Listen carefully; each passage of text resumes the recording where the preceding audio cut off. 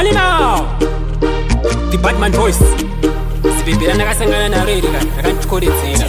One round. Rukuda one round. Rukuda one round. Rukuda one round. One round. Saka baby. Rukuda one round. One round, not 2 rounds. 2 rounds zinondiremera. Pafeya zinondiremera. Saka baby. Rukuda one round. One round, not 2 rounds. 2 rounds zinondiremera. Pafeya zinondiremera. Ave akasimba kunge in edu. Aida ndimurede unge mudududu.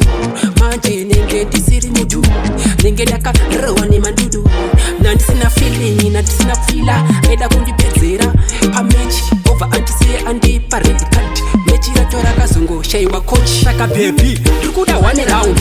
One round, not 2 rounds. 2 rounds zinondiremera.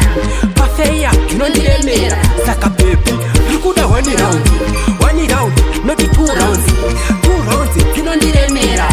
Pafeya zinondiremera. Ndekatsoga yekuripinda round 2. Ave nechipower chemubiru zveshua ndepati bhuu. Ndakazongoti bebi kani ripodwa vyu. Ndazongochimhanya mangwana kuma4. Zvanhasi tora defiti wahwina. Ende pabhedhi hauzinana kunaka kunge mariwana. Saka bebi rikuda one round. One round, not 2 rounds. 2 rounds zinondiremera. Pafeya zinondiremera. Saka bebi rikuda one round. One round, not 2 rounds. 2 rounds zinondiremera. Pafeya zinondiremera. Ave akasimba kunge in edu.